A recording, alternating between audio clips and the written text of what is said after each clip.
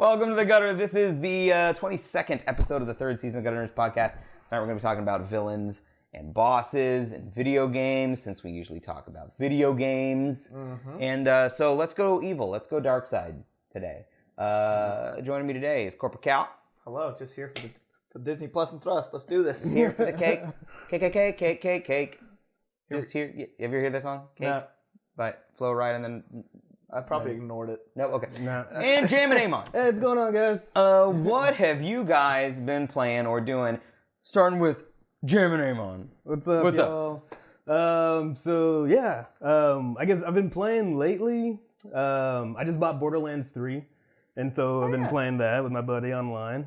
That's been a lot of fun. Checking out the new game. So you're playing it co-op? Yeah, we're playing it co-op. Okay. Nice. We're working our way through the storyline. We're like halfway through it now. And I heard it's pretty fun. Dude, it's really fun. Like, I love everything about it. I love the fact that the weapons corporations in there, they changed their weapons. Like they're not the same as what they were before. So what we're used to if you're playing Borderlands 1, 2. Are there new companies, or is it still Hyperion and... Still Hyperion. And like that same set of companies? Yeah, all the same companies. Okay. I'm pretty sure most of them are the same.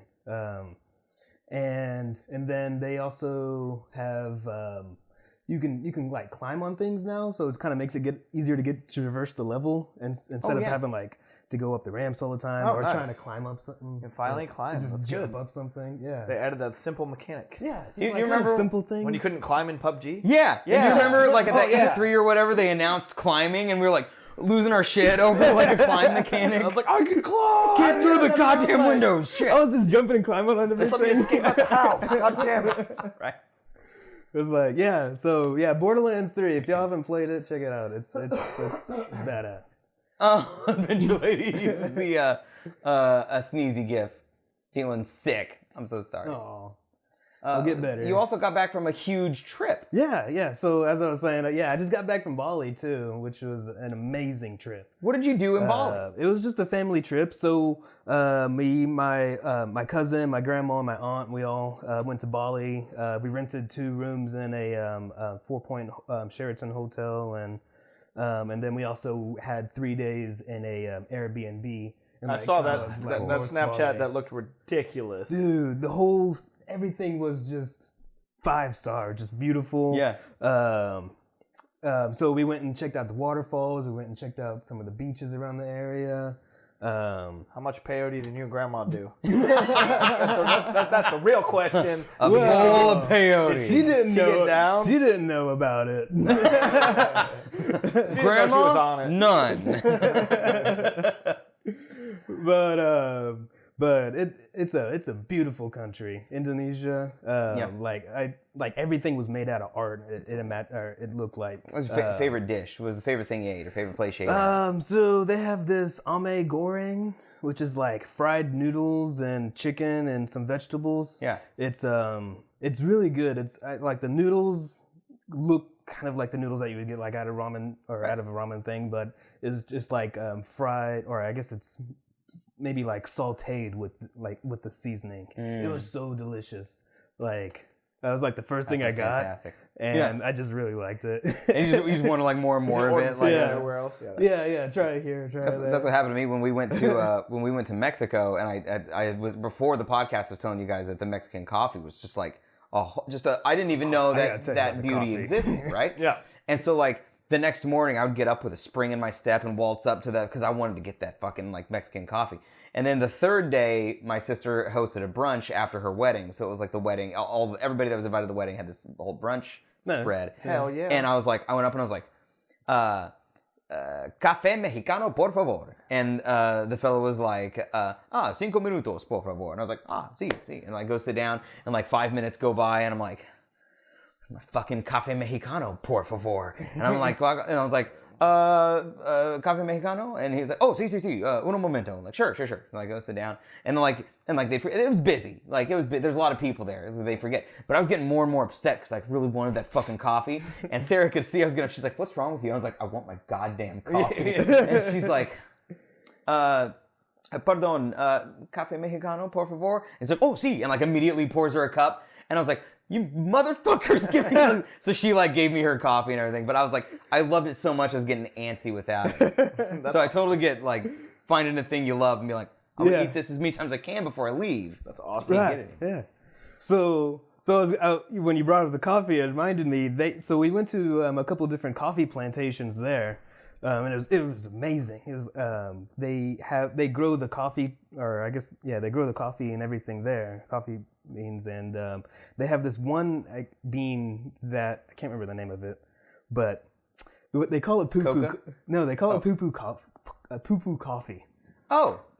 Yeah. Is it because it like jet streams you? No, it's like, because it's digested through a different animal. Yeah. Oh, exactly. okay. Yeah, it's It's supposed to be one of the best coffees in the world because it's digested through a different animal. Well, fucking better be, right? Yeah. Did you? Is it guano? I bought some. It's not. You bought some. You haven't had it yet. I haven't had it yet. Yeah. We'll experiment with you. Well, I okay. had it there. But yeah. Okay. Oh, you had it there. Yeah. Okay. It's And really your brother. strong. Is it the guano coffee, like bat poop coffee? No, it's like a monkey or something. It's like, I think eats it, Okay. and I'll go through and kind of pick Is it through it. caffeinated? Because I'll. Yeah, He says it's strong as shit. it's strong. Yeah, it's good. Really? Ooh, now I'm excited. Let's have monkey poop coffee, please. Just, yeah. That poop. Get me going. That sounds like a blast. Yeah. So how long were you there in total? We were there for 10 days. That's super That's cool. a sick trip. Yeah. 10 days. That's awesome. Yeah, God, we spent, let's see, we left on Thursday, Friday, Saturday, Sunday, and we came back Monday. And that to me was like a long ass trip. You doubled that. You miss everything. I miss everything. After 3 days gone, I'm like, I want to go home. Like, even, That's when you're staying a week in Vegas with me. You'll see. that's true. I could probably. You'll want to go home after that. That's please, Cal, let me go home. You're not done yet. Keep gambling. I'm done drinking.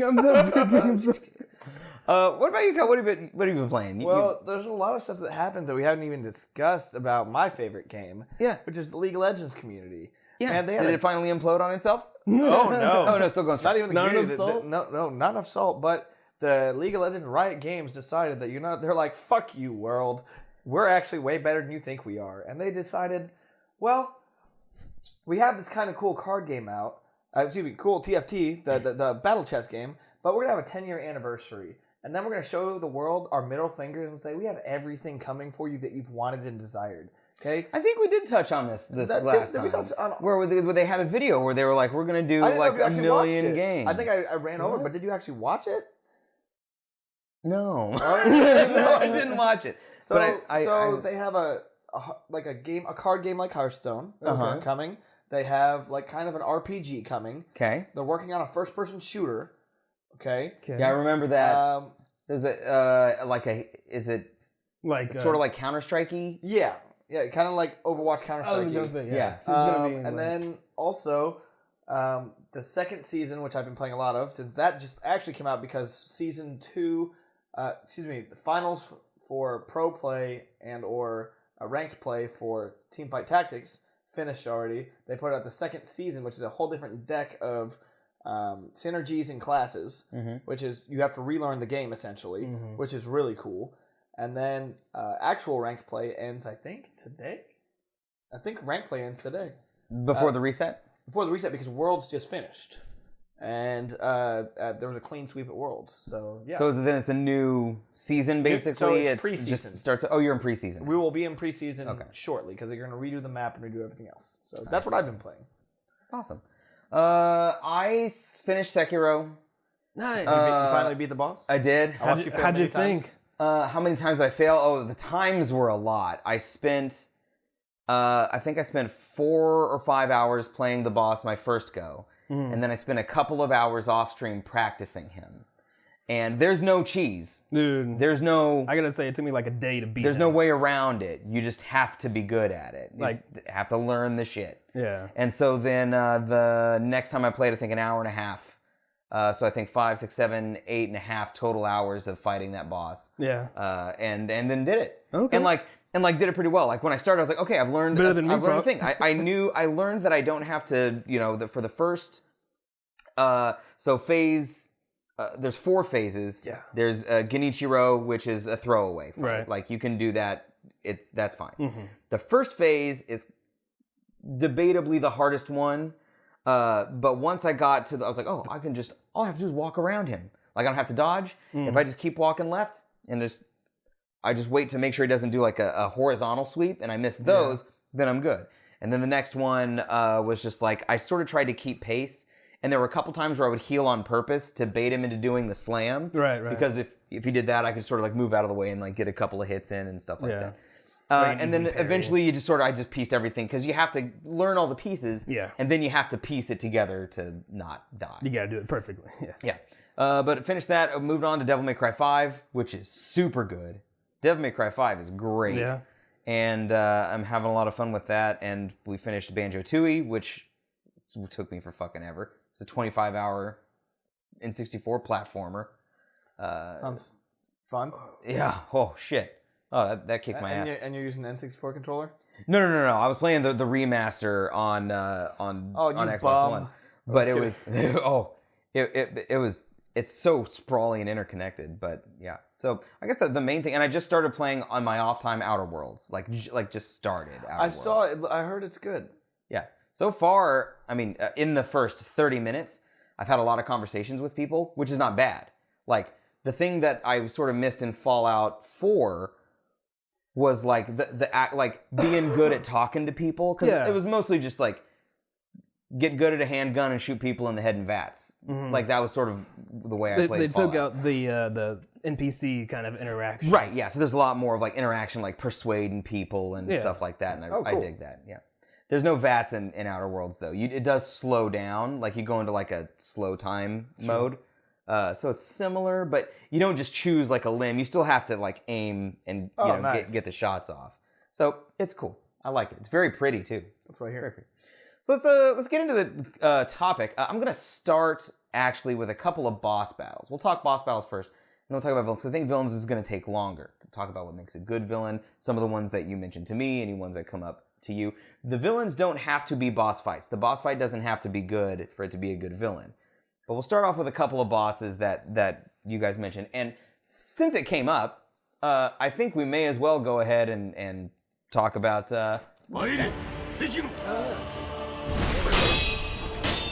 bring that down a little bit so you guys can actually hear us. And so this is the fight, and he has no weaknesses. You can't status affect him with anything, and You can blind him though. That's can what blind him? Yeah, with firecrackers. really. With the fireworks. Yeah, the fireworks. I use that a lot on him. Well, I did not know that. It looks like this guy actually has the fireworks. This guy or gal has the fireworks equipped. Yeah. But essentially, you just have to learn his moves and parry them. And you're not really gonna do enough damage to him to take his life all the way down. So you're gonna have to do a death blow. You have to rely on the parrying and get his bar at the in the middle bottom there. You have to get that all red. Right. And that was a hell of a fight. Locke is hosting. Hello, everybody from Locke's channel. Talking about boss fights and villains. And so, if you guys have input, we'd love. So here's one of the other phases. This is actually the third phase, where he has a gun and he does lightning, and you have to parry his thrusts. He's just going all out. Yeah, and he goes all out. So it's just. He's sort of using my strategy of just like waltzing around to the left a little bit, because a lot of the overhand will leave him open for you to get hits in. Yeah.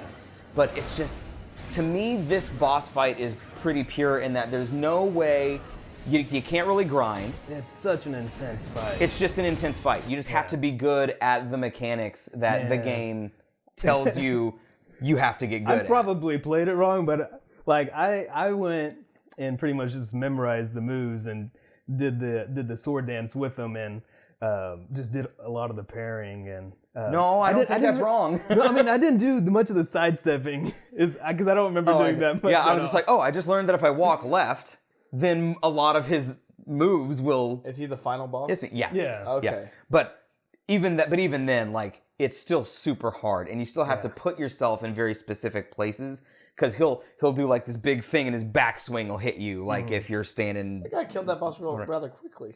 You did, yeah. No, that guy there.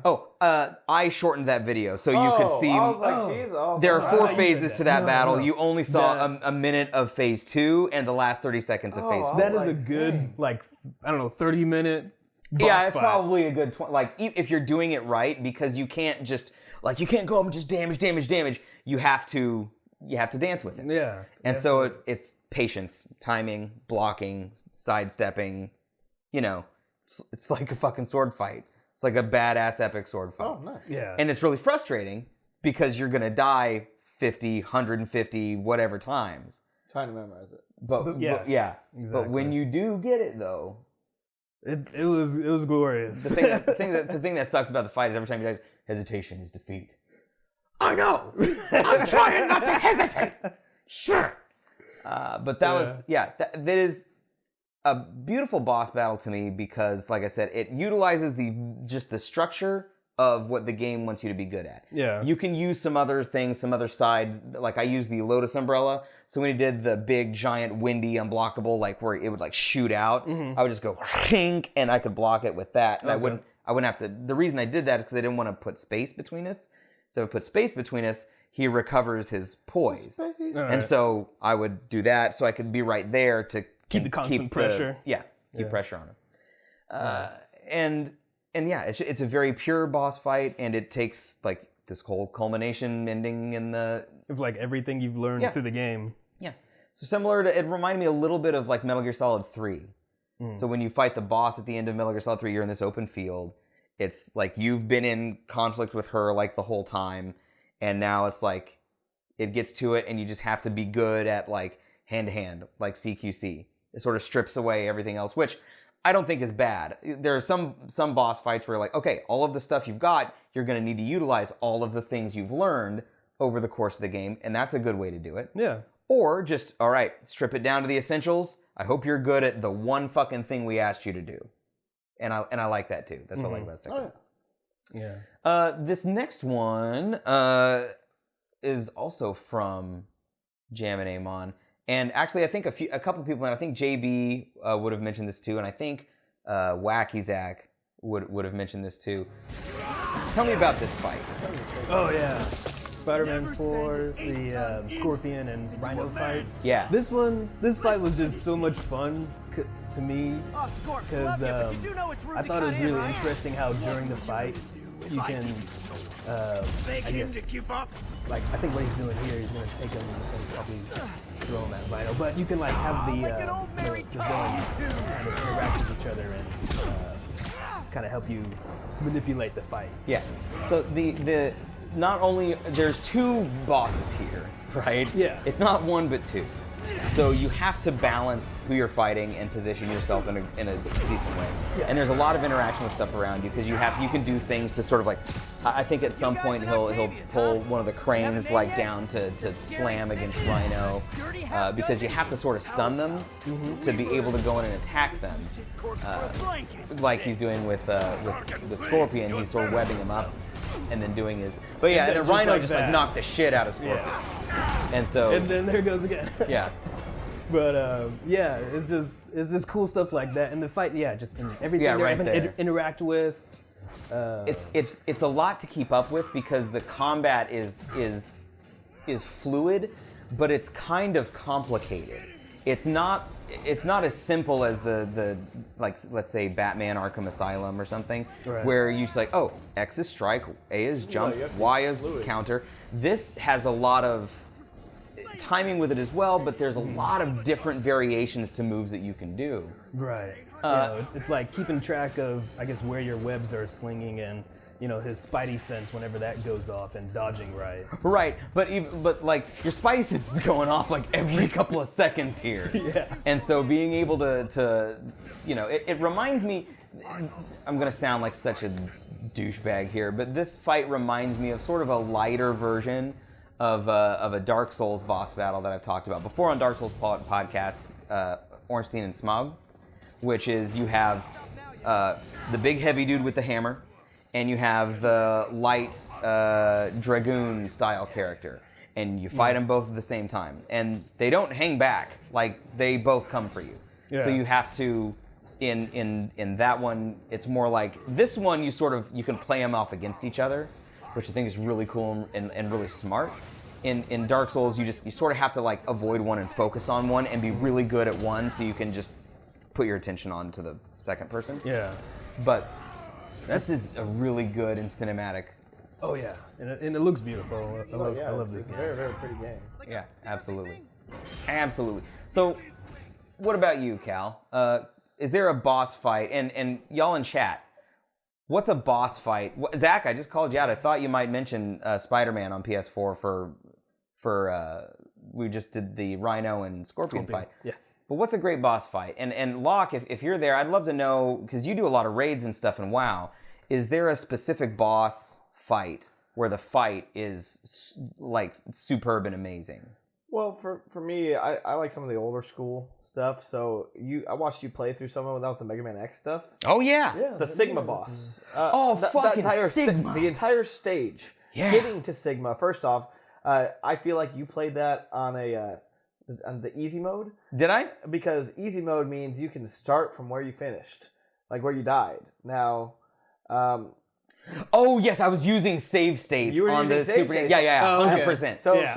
so like I don't blame you for that. Yeah. so you did it the easy lane. I've beat Sigma in the past, not on save states. Yeah. Which is just because it wasn't there. Like it was, So like, what'd you have to do before then? you have to get through like 3 entire phases of stages that are actually incredibly hard, and then all of a sudden you finally get to Sigma and you don't know how Sigma works, and then you just die instantly to Sigma because his actual fight is like very different. You have to kill Sigma as a man.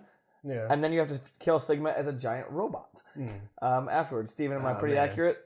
Yeah, absolutely, 100%. I remember some Yeah. of like the preparation for that. Like you would and have if to you go don't have around. if you don't have all the armor in the game, you're not going to make it through the stage because you're going to keep getting knocked down. And the energy tanks. He didn't, or Just the to- energy. He didn't have the armor and the energy. I'm like, Steven, No. I had one of the armor upgrades. You The didn't have helmet the helmet. upgrade I didn't have. and that was the most important thing you needed. Yeah. So you only got 4. What is it? He didn't 3 have out that. of the 4? He didn't have the helmet that helps things from knocking you down off of stairs. And he kept getting his ass. You couldn't get through the first part yeah, of the stage. I was getting a little bit beat during the stage. That Yeah. and then Mega Man 2, even Dr. Wily's stage, like also really hard side-scrolling shooting stages from the NES. That's a really hard boss fight as well.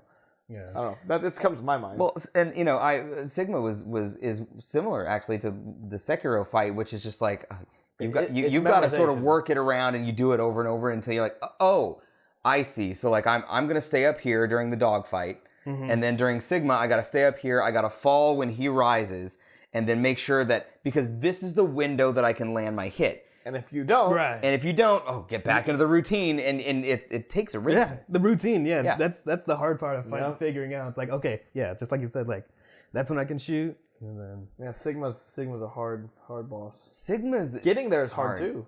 yeah. Is that what the dragon's there too? Right? Yeah. Yeah. Locke says lots of WoW fights are just straight up fun because of the mechanics, but your entire raid group has to know what's happening. So I think one of the ones that I was watching Locke play was the Lich King, probably.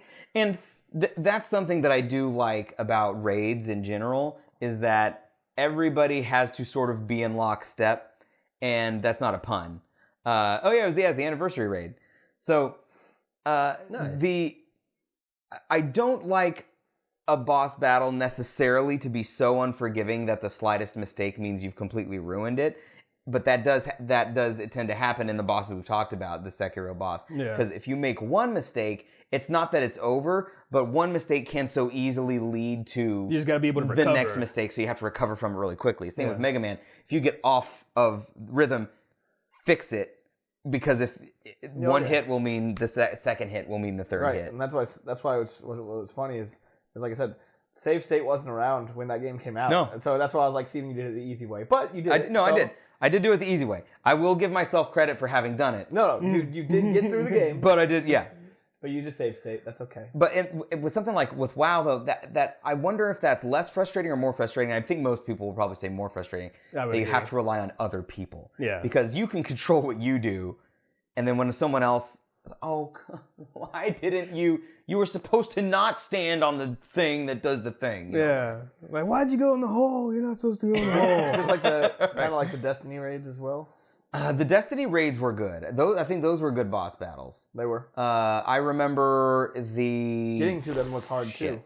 It was a Taken Kings raid. Yep. And then the Sentinels raid. God.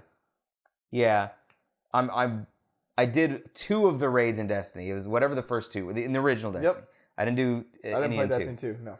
But those were a lot of fun, and those not just the bosses were sort of everybody had a role, but even on the way to the bosses, like different, you had to, like you said, the lead-in had a lot of stuff that you had to do and do right. Mm-hmm. I guess like not fuck up or. Pulling certain mobs, I guess. Or die. On the way there. Yeah, right. Because if you die in the raid, you fuck the raid.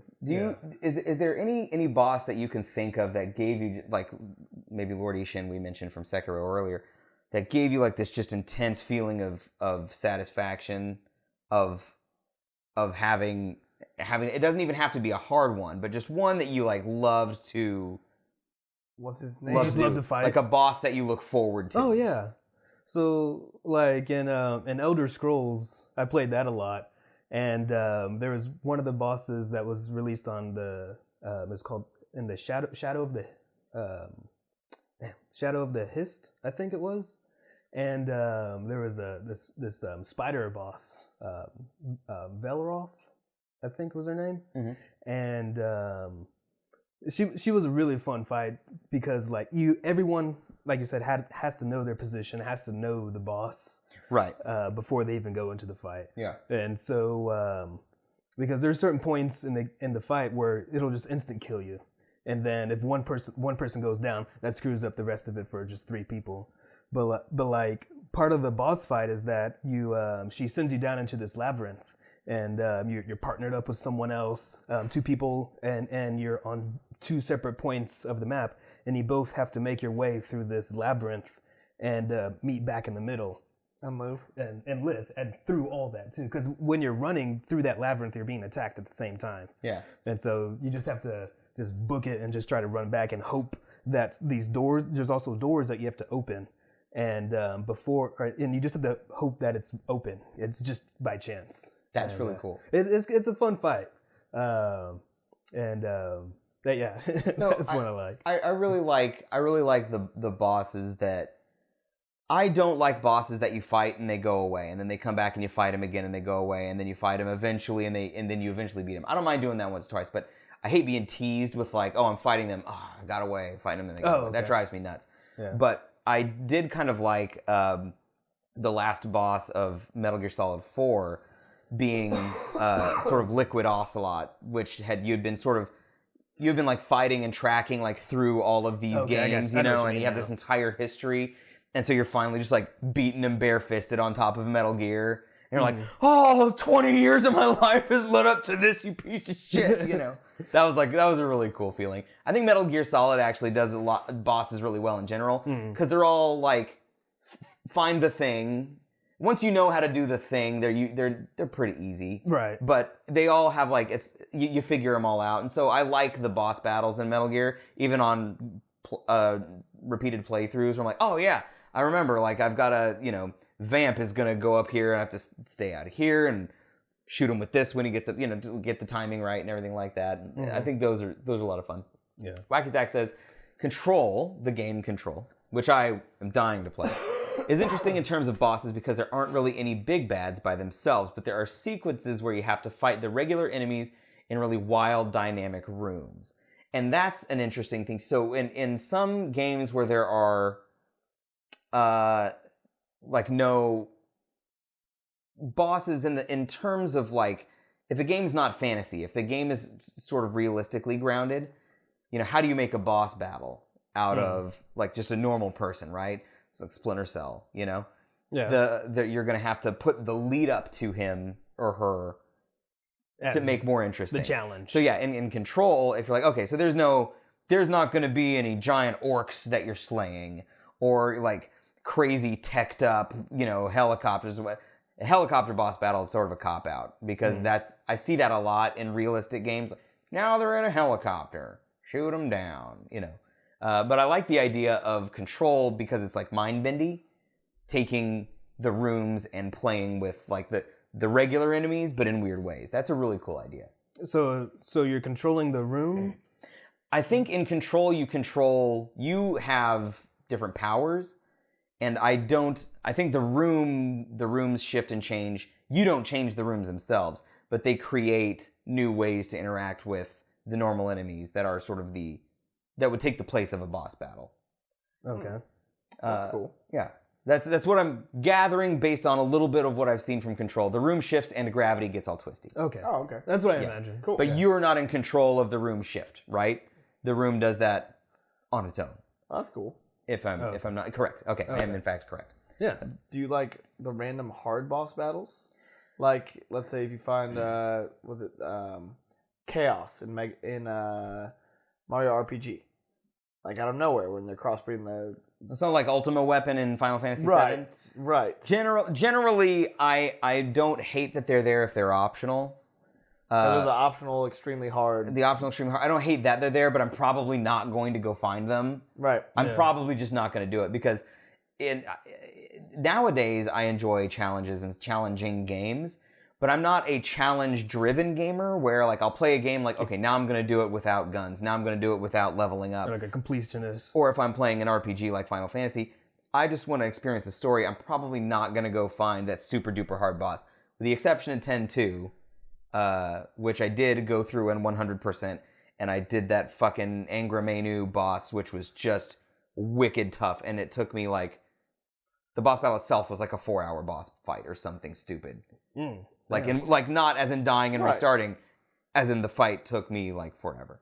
Did Bree comment on any fights she thought were up there or no? Because I'll give one for Bree if she's not. Bree hasn't said. I think Bree may have gone to bed. Hey, Pool, how's it going, buddy? I know she would probably say Sephiroth from Kingdom Hearts. Okay, so I was Sephiroth going to say that if not. as a boss, but also Sephiroth will work On multiple levels. as a villain as well. Yes. Yeah. So I was going to bring up and I think, do I have him? I think that I do. Let's go ahead and go to... Sorry for jumping the gun on you. No. Hey, here we are. Here's a boy, Sephiroth. Talk to me about Sephiroth, both as a villain and as a boss fight. So what makes Sephiroth a good boss fight, and what makes him a good villain? Motherfucking Sephiroth.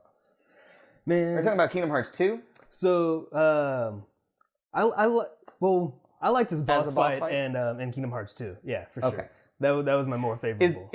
So Sephiroth is from a game called Final Fantasy VII, and is the best Sephiroth battle in a game that's not called Final Fantasy VII? I would have to say Probably is the best Sephiroth fight in KH2. It's because it's a one-on-one fight. Yeah, it's a actual dip, dodge, duck, roll, throw some magic, and like try and hack and slash against that badass motherfucker. Yeah, it's a really intense fight too. And he blocks, he dodges. And it's long. He's got a huge ass health bar, and you do like no damage to him. Yeah, you're just whittling down at him. And one hit kills type of deal. Yeah. There are there's one part where he'll just zap all of your health, and then it's like you have to time it just right, or I think it's a dodge or a block, because he'll either come at you from above or from the side. And if you haven't healed up or gotten your health back, then you're screwed. Does he have the 1 HP move, like in some RPGs where like no matter how much health you have, if he hits you with this, you're at 1 HP. Yep. So it's just like a forced recovery thing? Okay. And then there are also insta-kills. If they hit you, it's an insta-kill?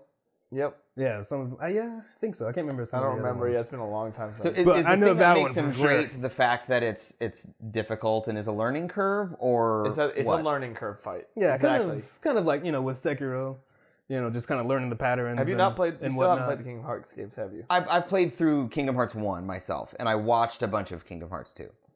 So I watched my friends in college like trying over and over and over again to fight Sephiroth.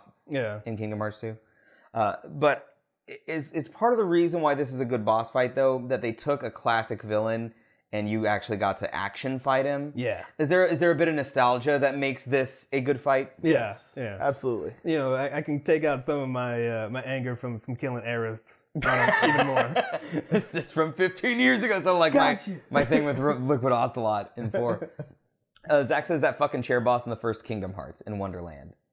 I do not remember the chair boss. I don't remember that either. Was it tough? Is that why it was like that boss is like can't beat it? Okay, so it was difficulty. But difficulty doesn't make it made you physically ill. Holy crap! Why? The chair boss or Sephiroth? The chair boss. It spins. Oh. Oh. I mean, but you have to beat it, don't you?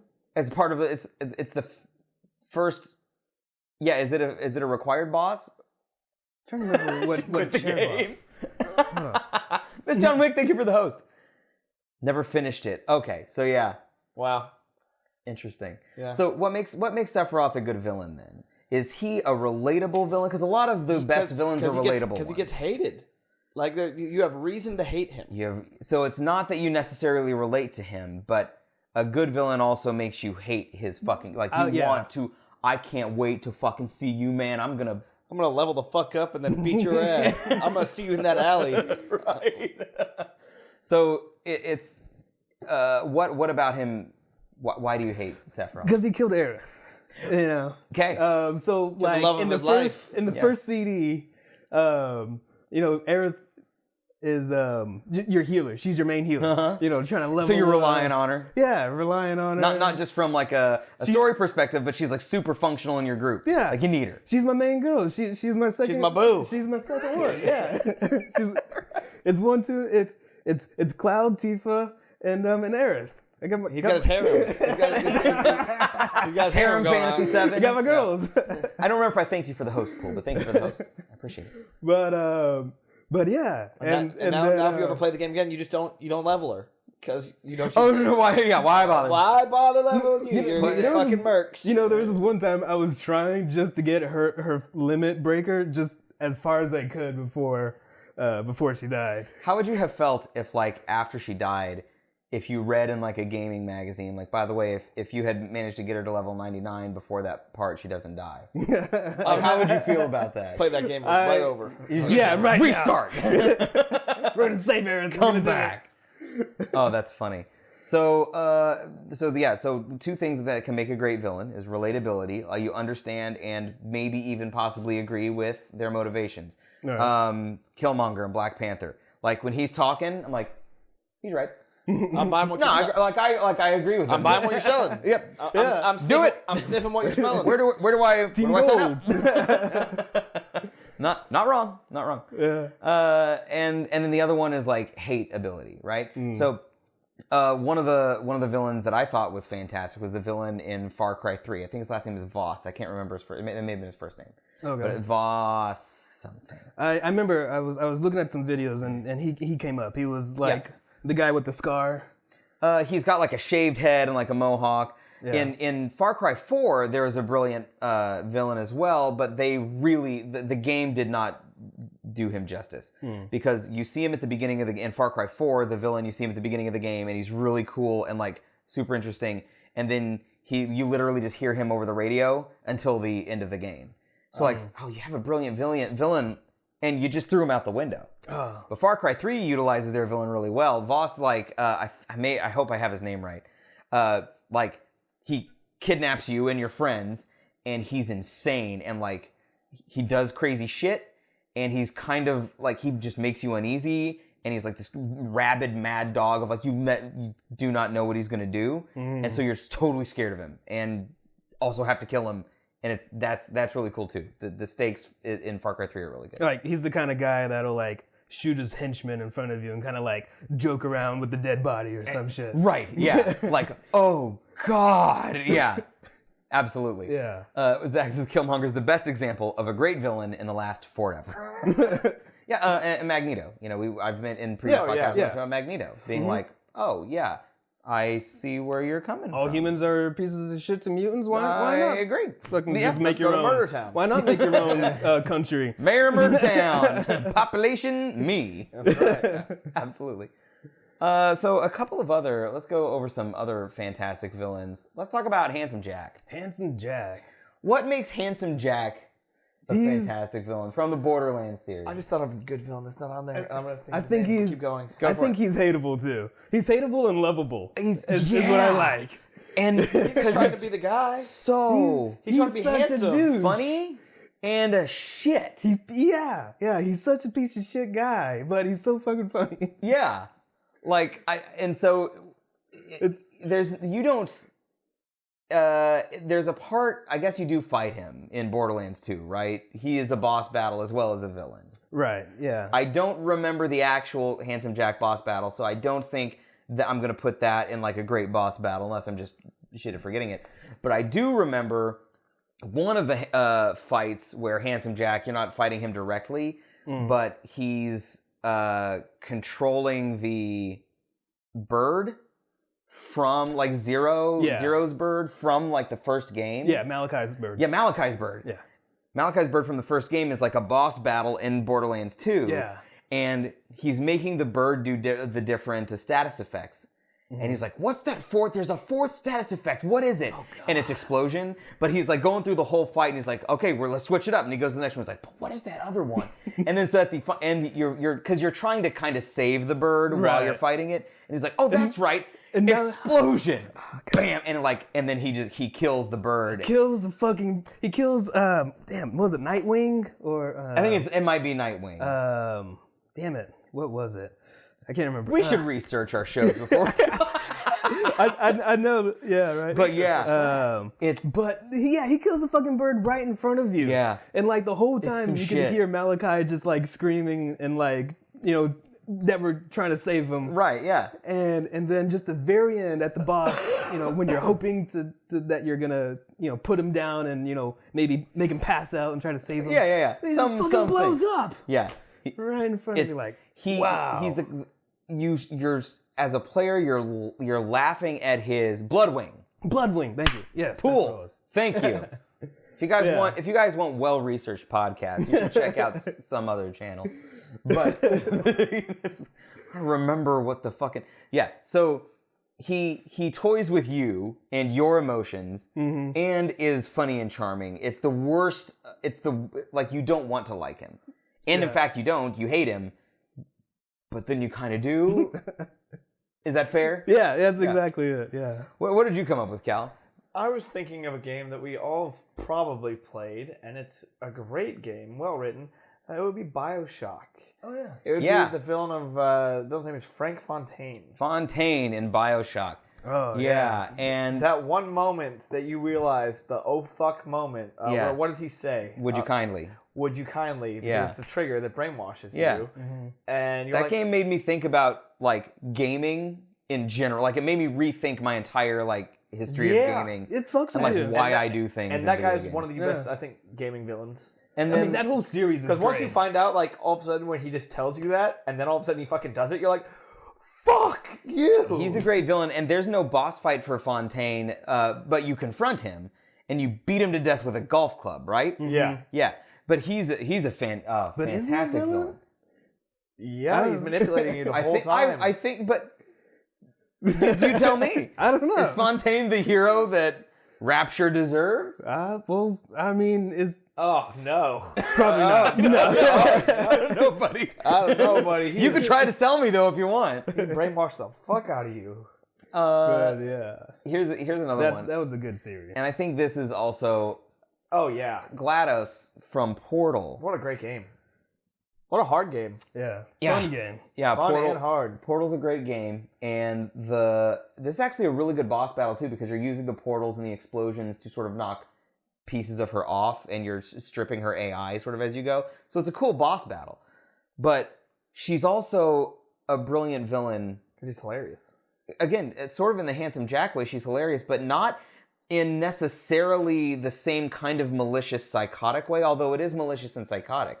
But it's more of just a deadpan, it's that damn beat boop. Logical, Kind of morbid. The perfect example of the goddamn beat boops. Yeah, fucking GLaDOS. And she is following protocol Yep. She's just living her life as a beep boop, and she just fucked up. She got Yeah, but she does try to sort of manipulate you, but all like in a very computerized, in a very happy manner. Yeah. Please comply. No, bitch. GLaDOS would be a good like GPS or like Alexa voice. Oh god. Yeah. That would be hilarious. Yeah, I'd love that. But GLaDOS is not the kind of... Doesn't strike fear, though. It's more like a silly, good... yeah, you're concerned for your well-being. You're obviously going to have to take her down. It's not that you like... I don't know. I don't remember like relishing taking her down. I don't remember feeling hate. Just like... I don't know. Kind of scared of her, but... You did feel a little bit... I just wanted to live. Bit, yeah. Yeah. But I didn't feel the same kind of terror that I would with like the Far Cry 3 villain, or even maybe Sephiroth, somebody if who's you were like, locked deep in an and area, brooding. though, you gotta think about it the other way around. You're locked in this area. All you have is a portal gun. She sees you everywhere. Right. And she's just sending shit after you because she can. Yeah. How do we feel about the omniscient villain, like the villain that like literally knows and sees everything all the time? So one of the things that I think I usually hate like that kind of a thing. They do that a lot in Borderlands. Where the villain's like always watching you and always knows what you're doing, and so they're just routinely fucking with you. Yeah, with which generally would annoy me in terms of a story, but in Borderlands, because Handsome Jack was Handsome Jack, kind of worked. Yeah. With GLaDOS, it obviously worked because she's the computer and you're in her thing, right? Mm-hmm. But think of like Gargamel and Smurfs, right? Or the Wizard or the Wicked Witch and Wizard of Oz, where she just had an orb and she was like, "Oh, I can just watch him on TV if I want." I'm like, Wicked Witch of the West. Yeah, it to me that usually is very cheap in terms of writing. Because like, okay, so the villain has to be aware of it, because the villain's always got to be, antagonistic towards them. So we'll just make sure that they're always on the villain's TV, and so the villain can be like, oh, sharks now, or or whatever. Oh, yeah. You know what I mean? Send those troops after them. Exactly. Yeah. But it does work with GLaDOS especially, because She's an the AI. whole thing is the computer and the Yeah. AI, and you're in her And world. you're just trying to get the fuck out. Right. So That's a lot of fun. Next up on villains is a classic. Is our boy Ganon. From the Legend of Zelda series. Are you sick of Ganon being in the Legend of Zelda series, or does Ganon work as the perennial malicious force? It works. From I've been nerding the hell out on Zelda for the past couple months. I'm not gonna lie. I've just been like watching videos and lore on everything. Mm-hmm. But I think the way of how like the Triforce works, it's perfect. I especially like it in Breath of the Wild. The storyline, I guess, the build up to that. Yeah, I played the first part of that game. Really amazing. It's a great game. Breath of the Wild? I played the first. I got through the first area, and I don't know if you've played it yet or not. Oh yeah. I finished Breath of the Wild. I think a couple months after it came out. Yeah. Okay, no, and I was like, holy shit! Like, it's a great game. You're a fucking wizard, Harry. You're like the best way to it's Wizard Zelda. Right. That's the best way to put it. So Ganon, though, Sephiroth was not out for personal gain. He was like vengeance against the world. Like he wants to destroy it. Mm-hmm. Like he's mad at his own existence and some super emo shit. Yeah. And he's like, comet, world, done. Yeah. And, you're like, obviously you're like, no, don't do that. Please don't. If I kill you, all our problems are solved. Handsome Jack was more like insane-y kind of a dude who, what was his motivations? He was power hungry. He was power hungry? Yeah. So Ganon is very much that power hungry, but in not a fun way. He has the power. He's like, I am power hungry, I am powerful, yeah, and I will step on and do whatever I got to. I'm not going to manipulate you. I'm not going to lie to you. I'm going to kill you. Right, exactly. Like, yeah. He's a blunt. Give me villain. give me the big giant laser so I can point it at their face and kill them. Or I will rule this land. If I have to turn it upside down to rule it, I'll rule it. Right. If I have to put it underwater to rule it, I'll rule it. He is just fucking just evil, ruthless, relentless, and ruthless. And he's also a big old pig. Yeah. Fuck yeah. Like, but if he came out and he's like, "Come on, guys!" Like, Babe's grandpa. Oh man. I guess it's terrifying, I guess. Would Ganon have been a great villain if he hadn't, though, been repeated in game after game? Like, power-hungry wizard turns into a pig and you killed it to keep him from getting the Triforce of Power. The reason that Ganon works is because they make him work over and over again. Or do you disagree? Do you think that he would still have been amazing as a one-off or maybe a one or two off? I don't know, because there's like, I mean, if you looked at, let's say you look at the side-scrolling Zelda, okay? One of my favorite Zelda games ever, the side-scrolling one. Zelda 2 Adventure of Link? For the NES. Yeah. NES. Okay. It's a great fucking game, super hard. Yeah, it is. But also, one of the hardest bosses in that game, is your own shadow. Yeah. That is one of the hardest fucking bosses in the game. And then that giant fucking bird. But, you know, Ganon wasn't really in that game. Was he? I mean, I never played 2. I remember a lot of the bosses. I don't remember the literal last boss. I don't think Ganon's but in that. I'm gonna look I do know that when you go to game over screen, it says, like, Ganon returns. Yeah. You know, it's got the red Ganon face. Yeah, exactly. Nintendo is known for recycling. And sure, and even series will bring, you know, Marvel will bring back villains in their comic books and it's like all the time. You know, Magneto's always there. It's always Magneto for the X-Men. It's never anybody else. Unless it's a spinoff. I guess Logan didn't fight Magneto and Logan, but you know what I mean. Yeah. I mean, Pokemon. Yeah, having a persistent villain over the course of a series makes sense, but Nintendo specifically is not... It just sort of reuses him over and over again. No. And it may work, but I'm wondering if it works if they don't reuse. Like, if Ganon's still great without the reuse. Yeah, Ganon is not in Zelda 2 like I thought. What is the final boss of Zelda 2? Thunderbird. The Thunderbird? Mm-hmm. It's such a weird game. It's a good game, but it's weird. I'm pretty sure it's the final boss. Yeah, the penultimate boss. Penultimate is the second to last boss. Hold on. Oh, no, Dark Link is the final boss. Dark Link is the final boss. Yep. Okay, crazy. Okay. Crazy. I mean, I never played it, but yeah, that's cool. I'll sit and play with you. It's fucking great. It might be in that classic NES thing that I have. But, I mean, I don't know. I don't know. Without Ganon, I mean, there is no Triforce. So the thing. That's the other thing that's cool about Ganon, right? He's linked to the other two heroes. Yeah. Yeah, I like the story, I guess, with the Triforce, is just how they're just always going to be reborn. You know, Ganon's going to always take power, and Zelda's going to be there to, I guess, stop him. A tale of souls and swords eternally retold. Yeah, it's just eternal. Yeah. I see what you did there. But you know, and that's... Was that a line? Soul Calibur reference. Yeah, I was with you 100%. And the soul still burns. And the soul still burns. So one of my favorite villains, and this is very much cartoony villain. But the reason that I love Albert Wesker from the Resident Evil series so much is that he has like this arc and also like this growth, right? Yeah. So in the first Resident Evil, he's like a shitty dude. He's like the captain that betrays you. Yeah. And that's it. And then he gets fucking run through by the tyrant. Then he comes back like a few games later and he's like, ooh, now he's got a little bit of the virus in him. He's got some glowy eyes and he's real quick. Like when he came back in Code Veronica X. You see him a little bit and you don't fight him, but he's there, like he's doing stuff. And then he's in the background of Resident Evil 0 doing stuff. And then finally in Resident Evil 5, and say what you want about 5, you can shit on that game all day long.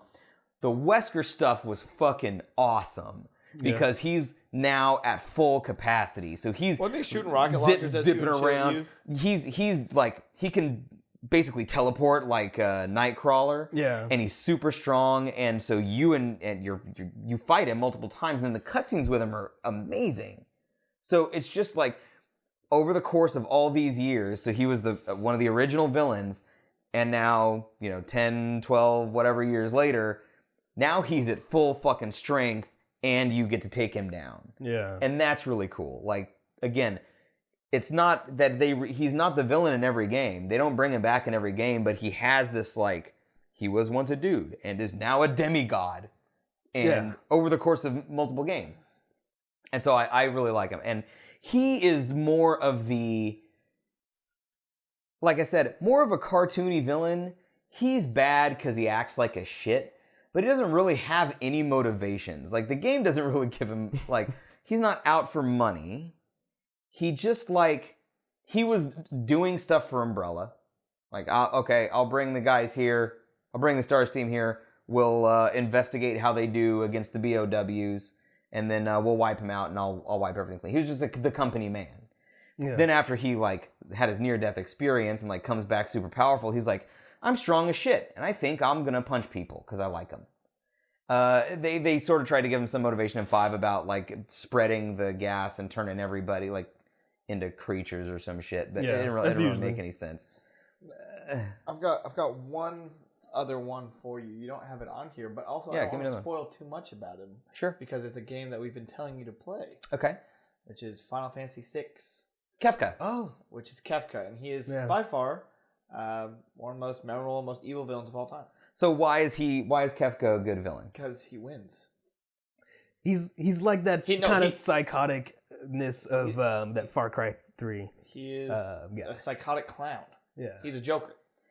But he is... But, like, smart and plans out and... diabolical and he wins. But you don't relate to Kefka, though, right? Like, you don't think he's right. He's just insane and, like, really good. And really evil. At it. And really mean. And he does what he says he's going to do. See, that's part of the reason why I love... He's like Ganon, except he does... except victorious. Except victorious, yes. That's how I feel about in the movie, and I guess in the comics as well, but I'm mostly talking about the movie because I like the way they did it. The villain in Watchmen, Ozymandias, he was like, oh my god, he's the one going around killing all the heroes. You got to stop him. And then they get there, and he's like, yes, the reason I killed all the villains, or all the heroes, was because of this and these reasons. And I remember going, again, like, oh shit, he's right. No, he's right. And they're like, well, regardless of your reasons, we have to stop you. And his line in the movie is like, I wouldn't be telling you my plan if there was any way for you to stop me. And it's already done. And he wins. Damn. And I'm like, fucking yes! That's how a villains, you James Bond pieces of crap. All right, James, well, here's what I'm going to do in 20 minutes. I'm going to do all this elaborate shit. And he's like, taking notes and like, okay, got it, dismantle the laser. I'll do that, you know. Thanks for putting it on a timer for me. You know what I mean? Yeah. And so that's what I loved about Ozymandias. It sounds like Kefka it probably follows a similar, where it's like, I mean, I just did all the shit. Yep. Yeah, have fun, fuckers. Yeah, and I haven't played through that game in a long time, long time. So I'm down to play that again. Yeah, that's a fun game to play too. Like all the different characters you get, and the different ultimates that you have to do. I have 6. I have it on my phone. I have the mobile.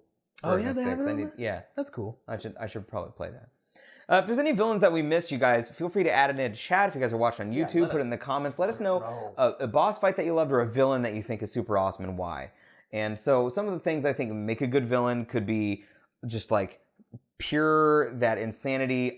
You can't predict what they're gonna do. Mm-hmm. If they are particularly either relatable in their motivations or relatable in their personality, like if they're charming, even if they're psychotic and charming, or if they just do hateful shit that makes you want to kill them, you know? Yeah. And then on the flip side, sort of an interesting villain would be like the boss in Metal Gear Solid 3, where you're like, I don't really want to kill you, but I guess I have to. Is like a cool way to spin that as well. Sure. Yeah. So last thing we do before we call it nice, we go to the fan can. There is one question here left in the fan can. One question, the fan can. If you guys want to add a question to the fan can, you can do it by tweeting us at @GutterNerds #FanCan. We add a bunch of the questions in here. We draw one at the end of the night.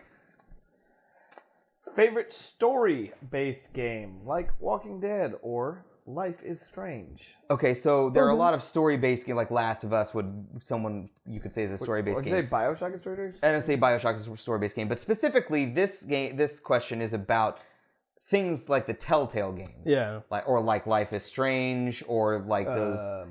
Arkham. There's a Batman. Yes, yeah. There's a I haven't Telltale played Batman any series. of them, so I couldn't tell you. Things like that, where it's like a choose your own adventure kind of game. You My like choosing dialogue. Like Rain, Heavy Rain. yeah, I think Heavy Rain and Heavy Rain, Fahrenheit, those would I think be story based. You didn't play Heavy Rain? I don't think so. Heavy Rain's good except for the thing that's not. Yeah. But Heavy Rain's good Okay. mostly. Mostly. Okay. Yeah. I'm not gonna ruin Heavy Rain for you guys, but I just fucking the only there's a twist in the game, and the only reason that the twist works is that the game lies to you earlier in the game. Oh. And you're like, oh, go fuck yourself, David Cage, Okay. you story writing piece of shit. Yeah. Cool. Goddamn liars. But it's a cool twist. It's just like you could have been clever about They it. tried to M. Night Shyamalan us. Yeah, but by retconning stuff that you played earlier. Yeah. Oh. Yeah, it's that part's stupid. Anyway, Anyway. my favorite story-based game in sort of this way. So I do really like The Wolf Among Us. I think Wolf Among Us is really good. Yeah. But the Borderlands Telltale game I was gonna say yeah. is hilarious. Yeah. The choices are awesome. It brings back Handsome Jack in a really weird, wacky, weird way. But it's one of the greatest video game comedies I've ever played. I mean, the Borderlands series, every character in there is pretty funny in their own way. But I love And the I love Borderlands world, and I hate that sort of looty, grindy shit. So Telltale Borderlands was sure. like the best, where I'm like, I get to experience Yeah. like characters and all the fun. Man, if Borderlands was a TV show, I would watch it. Borderlands would be a wonderful TV I show. would And so love the it. Telltale Borderlands series. I'm just like the Catch a Ride person. Catch a ride. Catch a Ride. That was And the he's best. in the Telltale Borderlands He is. series. Oh. He's in there. And he's so integral to it I as don't know. well. Should we tell him? No. No. I don't think we It's should tell him. good. It's good though. It's real good. You'll laugh, you'll cry. Play the Borderlands Telltale series if you haven't yet. Yeah. So Life is Strange is a very good one as well. It's a very emotionally driven game. It's very it can be a very hard game to play. I don't mean in difficult, but like it takes a lot out of you. Same with Walking Dead actually. Yeah. So like, oh my God, they're eating our legs. We went to dinner with these people and now they've kidnapped our friends and we're eating their legs that they cooked up and served to us. Oh. I think I'm going to stop playing this game for a few days. Some gut wrenching shit there. What about you guys? You said you haven't really played. I haven't played one, any. so Cal Yeah. is the game of life. Yeah, I am. What about you? I mean, Okay, Borderlands was gonna be. You my think game. Borderlands was your favorite? Yeah, for sure. Yeah. I mean, it's I love super good. Borderlands. Yeah, if you guys want to, I've played a lot of the Telltale games. I played the Game of Thrones Telltale games. I have Batman, haven't played it yet. But Walking Dead, I watched season 2 of Walking Dead. There's a bunch of seasons of Walking Dead actually. Yeah. And yeah, Borderlands I think does it extremely well. So go check that out. Next week is game night. So I will figure out what we're playing for game night and let you guys know. Just stay tuned. Check us out on social media. Check us out on Discord. I'll be announcing what we're playing next time. And then we have one more podcast left and another game night left before Season 3 comes to an end.